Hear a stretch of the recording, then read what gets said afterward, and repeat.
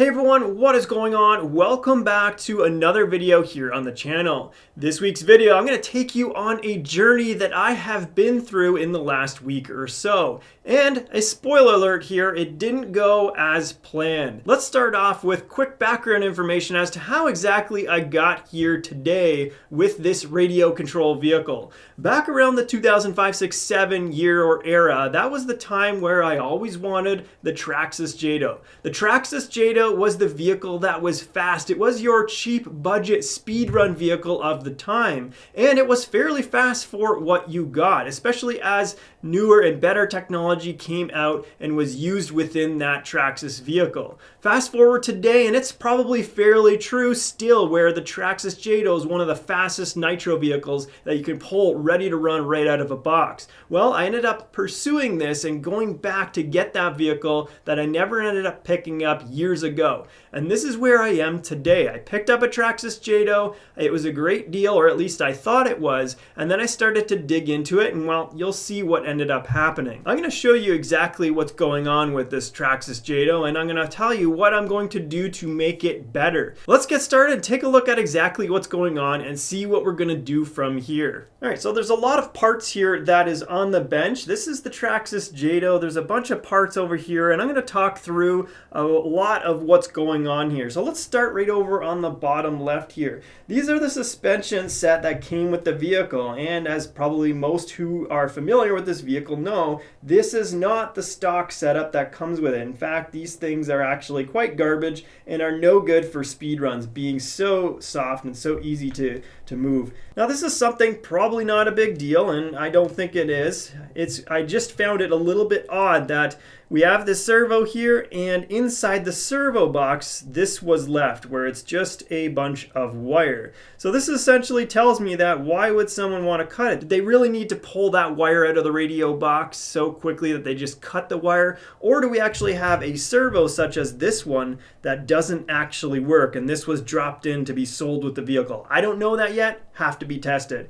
This is essentially the starter mechanism. It looks like this button was actually pulled out from the box that you use, the starter box, the Easy Start from Traxxas, that unit that you would use with this Traxxas Jato. The Easy Start system comes with an electric motor on the side of the Nitro engine that allows you to start it more easily. However, I don't have the glow starter part of this, so there's a lot of missing components here. This is the back cover of the battery box here, and not too bad. There is one area where it looks like the plastic is pretty mangled, but for the most part, this is probably the best piece in the whole entire radio control vehicle of all the problems that are happening within this Traxxas Jato. This is what's left of the actual little seal that goes here on the engine. So you can see there's nothing left of that seal. It's wide open. Bare metal is now exposed. Probably want to get that replaced, as the carburetor is kind of somewhat important. So as we move through and take a look at some other areas of the vehicle, this is now the steering mechanism. What we can see is that there's these screws that are not all that well placed into position, and I think I know why.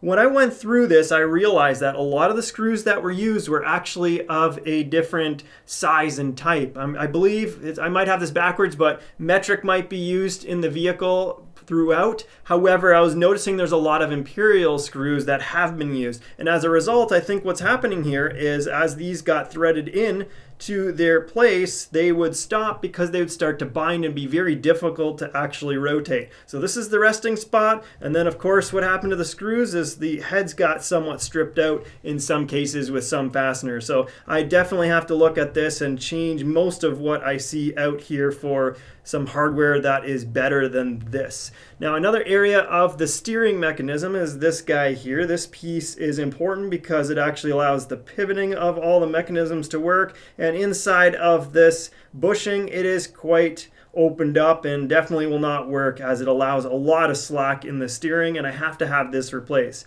So not too big of a deal. And then if we move into some other components, this here is the front end. It sits like this on the Jato, and I noticed that there's a lot of holes here that have been stripped out and damaged significantly. And if I even look and get the perfect angle, there is components here that it's so stripped out that I can't even use that area. So you can see the hole on the right side, it's wide open.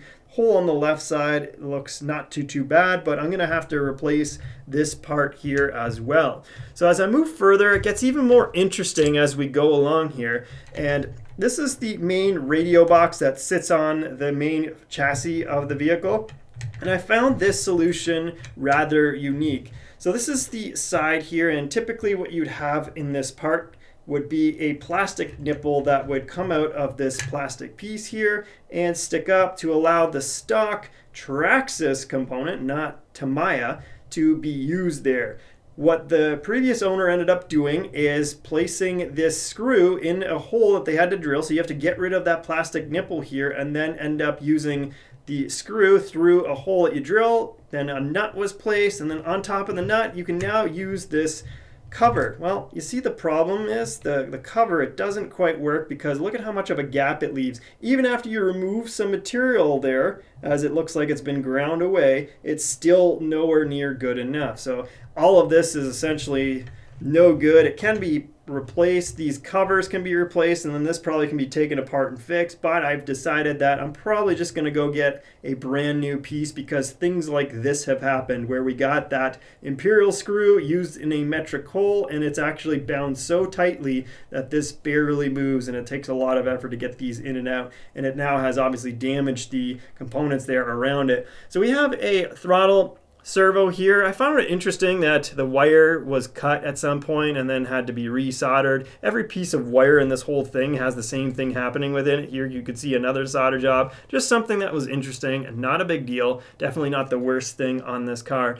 So moving into the engine, I have no idea if this engine actually works, if it can fire up. It definitely has what I think would be a decent amount of compression. I did notice that this is the pipe that came on here, and it's definitely not the one used in the Jato. In the Jato, you should not have the mounting bracket right at the bottom of the pipe. It should actually be on the end here, and because it's there, it hits.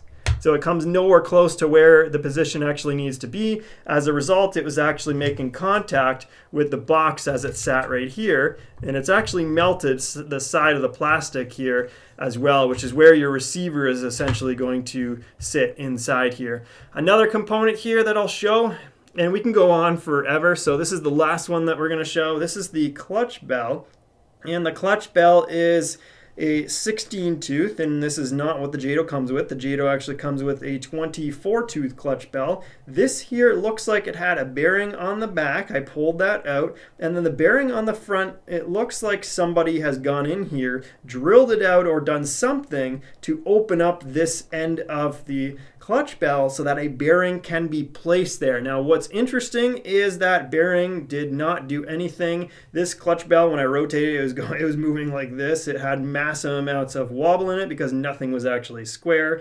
And obviously this is something that's going to have to be replaced with, of course, some brand new bearings in it. Now what was nice is it did come with a gear here, and this gear is a 56 tooth gear, which is not quite the same as what a stock Traxxas Jato comes with. It does come with a 54, leading to the maximum amount of speed with the available gearing options. However, we're going to take a look and see if we can use this, or if not, we're going to move to something else. That covers most of all the issues that I have to deal with. There are issues with control arms at literally every single suspension position where you have to fasten in the suspension struts have been used and stripped out. I don't understand why it looks like Imperial fasteners were used in these locations, but it was. It pulled out a lot of the plastic threading right out with the screws when I pulled those components out.